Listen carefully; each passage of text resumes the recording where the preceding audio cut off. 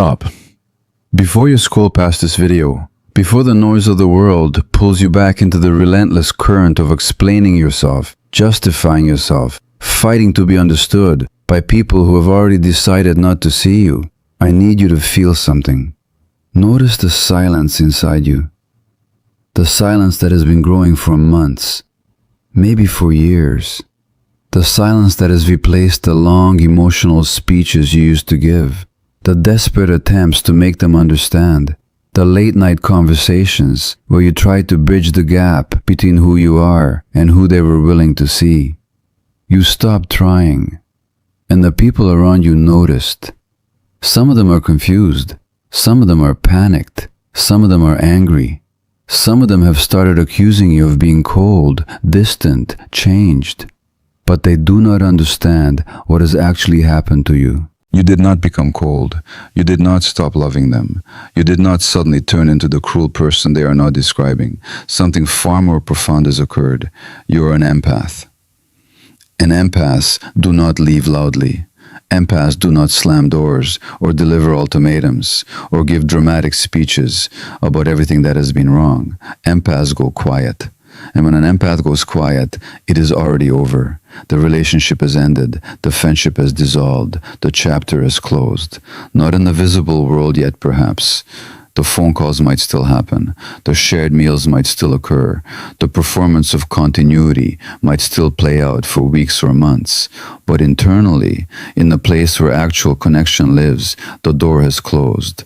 The empath has withdrawn the access. The endless emotional availability that defined every previous interaction has been quietly, finally, irreversibly revoked. Dr. Gabor, the world-renowned physician who has spent his entire career studying the nervous system and the deep biology of human connection, has taught us a truth that almost no one is willing to acknowledge. The empath's silence is not passive. It is the most active form of self-preservation available to a human being who has spent their entire life being emotionally consumed by others.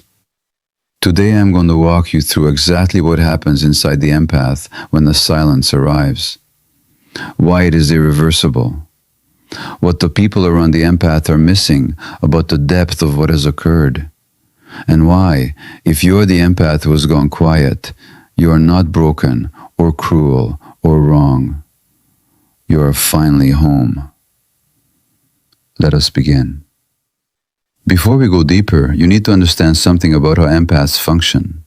Because if you do not understand the mechanism, you will mistake the silence for something it is not. Empaths are not just emotionally sensitive. Empaths are nervous systems that have been wired since earliest childhood to attune to the emotional states of others before attending to their own internal experience. This wiring did not happen by accident. It happened because somewhere in your developmental history, you encountered an environment where your survival depended on managing other people's emotions. A parent who was depressed, a caregiver who was volatile, a family system organized around someone else's pain or addiction or chronic instability. You learned as a very small child to read the emotional weather of the people around you with extraordinary precision, to predict their needs before they spoke, to soothe their distress before it erupted, to make yourself useful, available, attuned, so that you could create through your own efforts the safety that the adults around you could not create for themselves or for you. This is not a spiritual gift. This is a survival adaptation that became your personality. And the consequence of this adaptation is that empaths spend most of their lives in a state of chronic emotional overextension. They give endlessly. They explain themselves repeatedly. They forgive too quickly. They re-engage with people who have hurt them again and again because their nervous system is wired to seek connection even at the cost of self. For years, sometimes for decades, the empath sustains this pattern. They tolerate what should not be tolerated. They accept treatment they should never accept. They keep trying to communicate, keep trying to bridge, keep trying to be understood by people who have repeatedly shown they have no interest in understanding. And then something happens. The empath goes quiet, not in a moment of explosive rupture, not after a fight. Often it happens without any visible trigger at all. The empath simply notices one day that they have nothing left to say. The words have stopped forming. The desire to explain has dissolved. The hope that this time, finally, the other person might understand has gone completely silent. This is the sign. This is the moment. Once the empath has gone quiet, the relationship is over. No matter what the surface appearance suggests, no matter how many conversations still occur, no matter how the calendar continues to organize their interactions. Because what has happened inside the empath is something that cannot be reversed by argument or apology or even genuine change on the part of the other person. The empath has withdrawn the most precious resource they possess. They have withdrawn access to their interior. Let me show you exactly what this means. Because most people, including most empaths themselves, do not fully understand the depth of what has shifted. When an empath is open to you, you receive something that almost no one else in your life provides. You receive their full attention. You receive their genuine emotional resonance. You receive a presence that actively reads your inner state and responds to it with extraordinary precision. Being known by an empath is one of the most profound experiences a human being can have. It is being seen in places where you yourself have not even looked. It is being understood in ways your own mother never understood you. It is being witnessed by someone whose nervous system is finely tuned to register everything you are and respond to it as if your inner life mattered absolutely. When the empath withdraws this, what they are withdrawing is not just communication. It is access to that quality of presence. You will still get their words, you will still get their politeness, you will still get the surface of who they are, but the depth is gone. The door behind the door has closed. The room where you used to be welcome no longer accepts visitors. The empath is still in the house, but the house is now divided. You can knock all you want. The door will not open again. And here's what almost no one understands about this process. It is not punishment. The empath is not withholding to teach you a lesson. The empath is not playing games. The empath has not made a strategic decision to give you less in order to manipulate you into giving more. The empath has finished. Their nervous system has reached the limit of what it can sustain in your presence. The repeated exposure to being unmet, unseen, dismissed, drained, or treated as a resource rather than a person has finally produced the only response that protects the empath from further damage: complete and quiet withdrawal. This is not a tactic. This is biology. The empath's nervous system is doing what it must do to survive. Now let me walk you through the specific signs that an empath has crossed this threshold. Because if you recognize these signs in yourself, you need to honor what your system is telling you. And if you recognize these signs in someone you love, you need to understand that what you are witnessing is not a phase, it is a completion. The first sign is that the empath stops explaining themselves. For years they tried. They sent the long messages. They had the difficult conversations. They explained the same thing 30 different ways, hoping that one of those ways would finally be received. Then suddenly, they stop.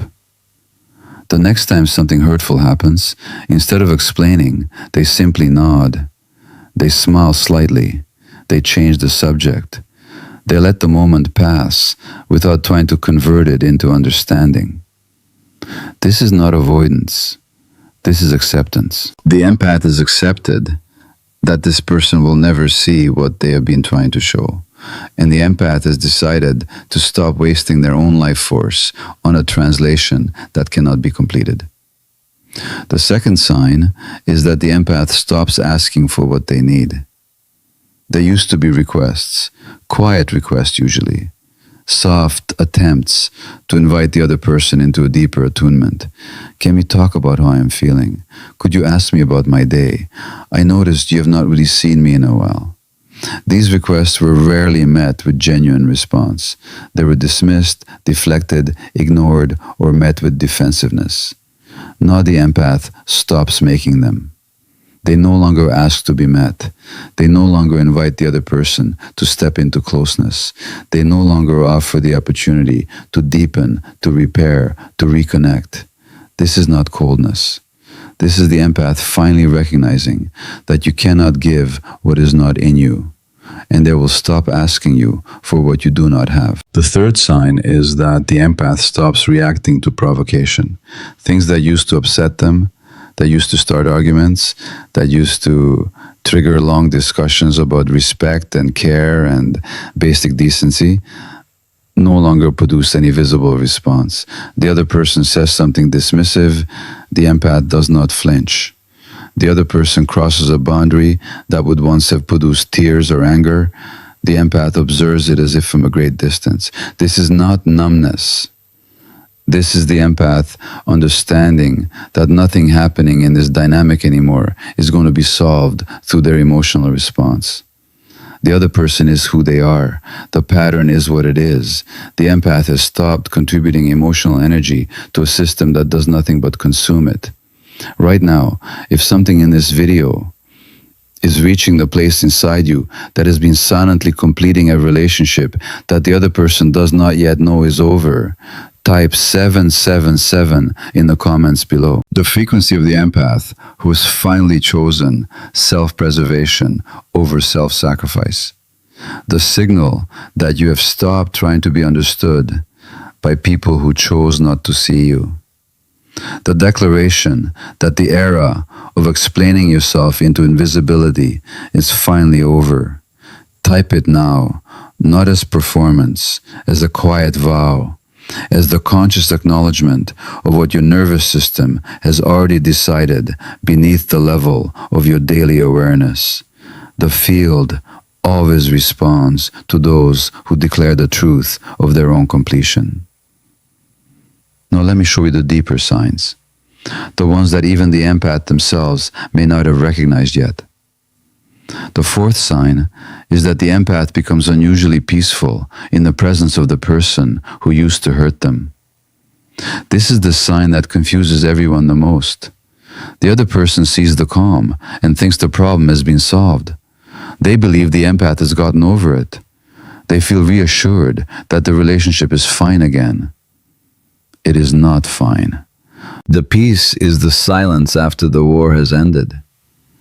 The peace is what happens when the empath has stopped fighting because they have stopped caring about the outcome. The peace is the empath conserving their energy for the life they will live after this relationship completes its visible ending. If you are the person looking at a peaceful empath who used to be in pain around you, do not relax. Do not assume the storm has passed. The storm has passed. But what it left behind is not your relationship restored. It is the empty shore after the tide went out, the tide of their genuine investment in you, which is not permanently receded.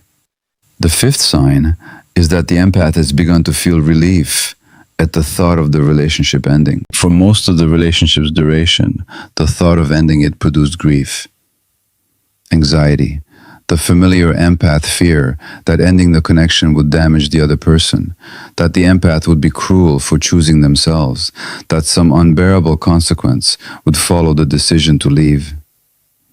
Now, when the empath imagines the relationship ending, something else arises. Relief, a spaciousness, a quiet sense that life would be easier, lighter, more available for what actually matters. The empath does not act on this relief yet. They are still going through the motions of the relationship, but the inner landscape has fundamentally shifted. When relief replaces grief in the imagination of the ending has already occurred internally. Everything from this point forward is simply the slow process of the external reality catching up with the internal truth. The sixth sign is that the empath has stopped imagining a future with this person. For years, even in the worst periods of the relationship, the empath imagined improvements. They imagined the conversations that would finally land. They imagined the version of the other person who would emerge once the right combination of love and patience had been applied. They imagined the future where everything would work. Then suddenly, those imaginings stop. When the empath thinks about next year, the other person is not in the picture. When the empath imagines a holiday or a major life event, the other person is not there.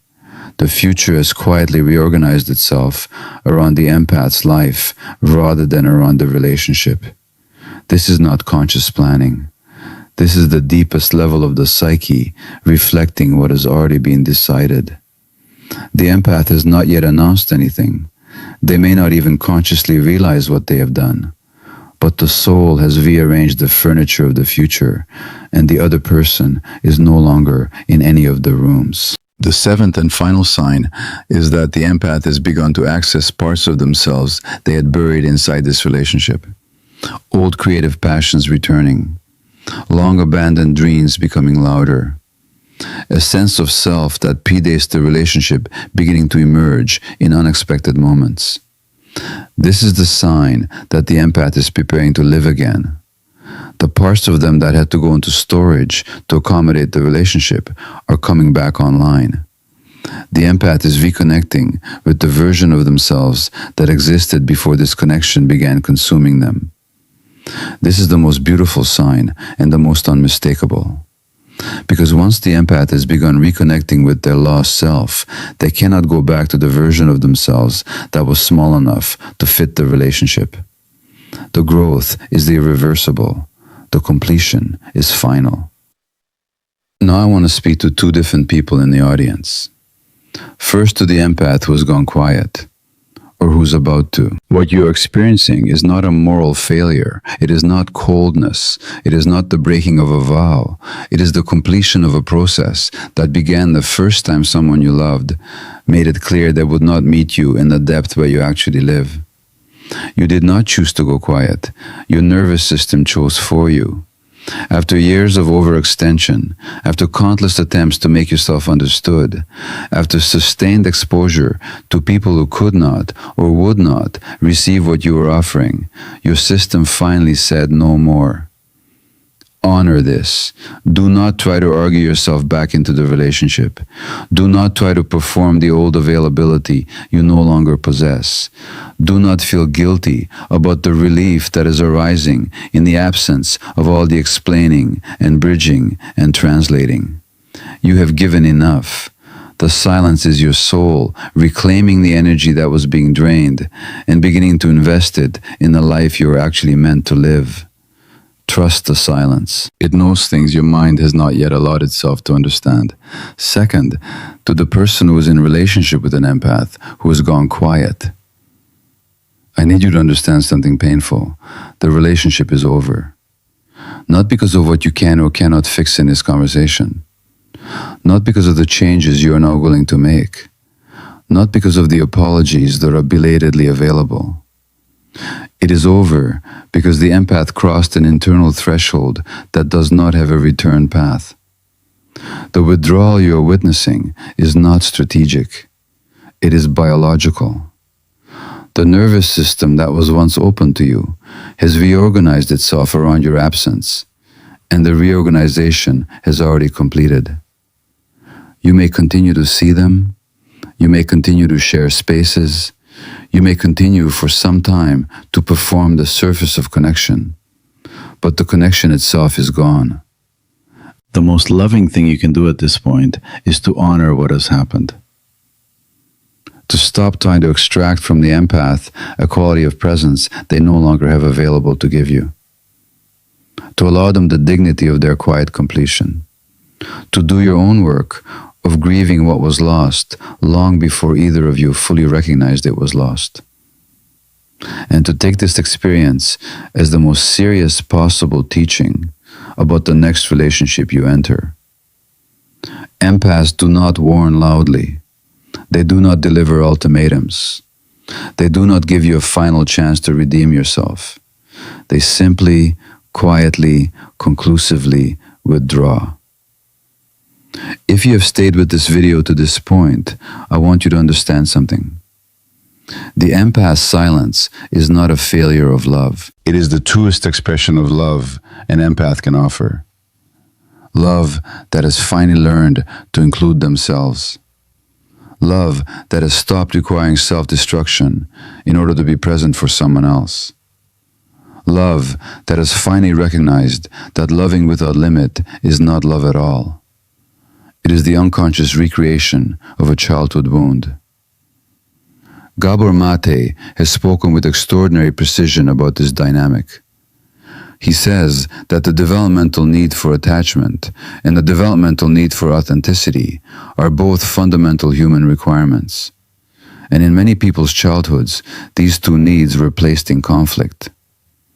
To remain attached to the caregiver, the child had to suppress their authenticity.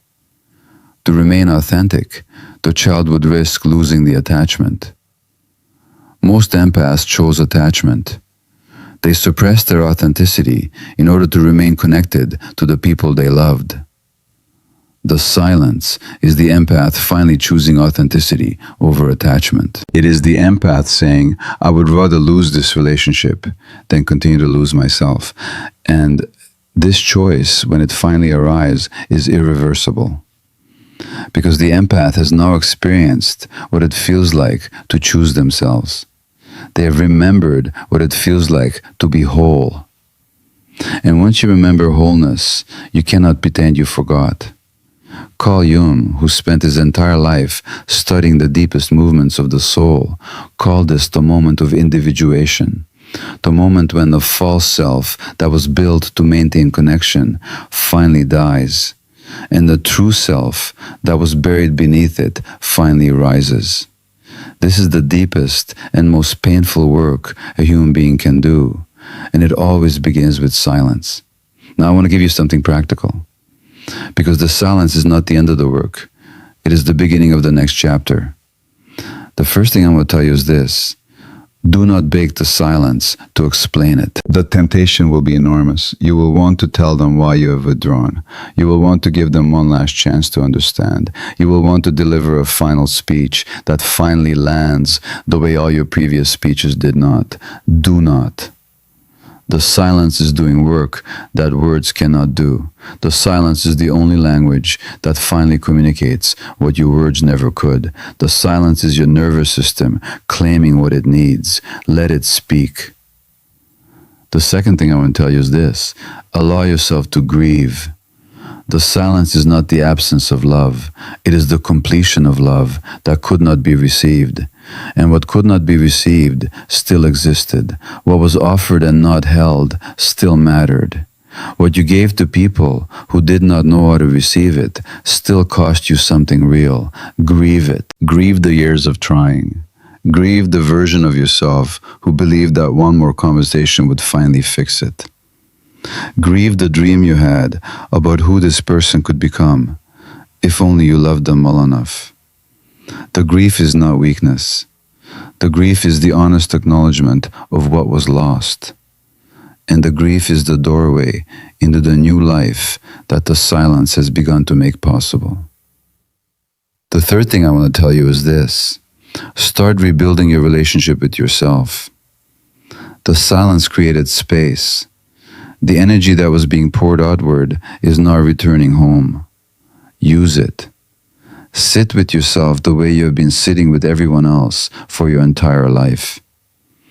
Pay attention to what you actually want. Listen for the small voice inside you that has been buried beneath everyone else's needs. She is still there, the version of you that existed before you became the emotional caretaker of people who could not care for themselves. The version of you that had her own preferences, her own dreams, her own life. Welcome her back. She has been waiting for this silence longer than you have known. If you have stayed with this video all the way to this moment, I want you to understand something.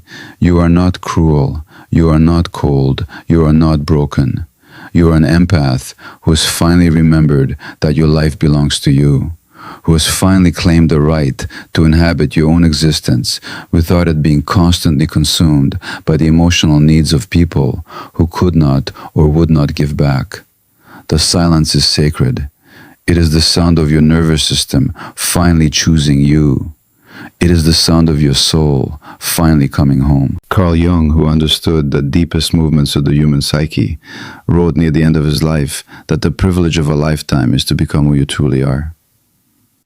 For the empath, becoming who you truly are often begins with silence. With the moment when you finally stop explaining yourself to people who chose not to understand. With the moment when you finally stop pouring into vessels that have shown they cannot hold what you offer. With the moment when your system, exhausted from years of overextension, finally says enough. That moment is a ride for you, or it is arriving, or you are watching it arrive in someone you love. Whichever it is, honor it. The silence is not punishment. The silence is not failure. The silence is the empath's most sacred form of self-respect. It is the sound of a soul finally refusing to die for someone who would not even die a little for them. Type 777 in the comments if this video has named what you have been experiencing without language. If the sounds in your life finally make sense. If you recognize yourself in what has been described. Subscribe if your soul is hungry for this depth. Share this with one empath you know who's currently in the silence and does not yet understand what their own nervous system is telling them. Give them this. Give them the recognition that what they are doing is not cruel, it is sacred. And remember, when an empath goes quiet, it is not the beginning of a problem. It is the conclusion of a long and necessary process. The relationship is over. The performance may continue for a while. The visible structures may take time to dismantle. The other person may not yet know what has occurred, but internally, in the place where actual connection lives, the door has closed, and the empath, perhaps for the first time in their entire life, has chosen to keep the key. The privilege of a lifetime is to become who you truly are. And for the empath, that becoming finally begins the moment they stop explaining themselves to people who chose not to listen and start listening instead to the deepest voice within their own silence. That voice has been waiting your entire life. Tonight, it begins to speak.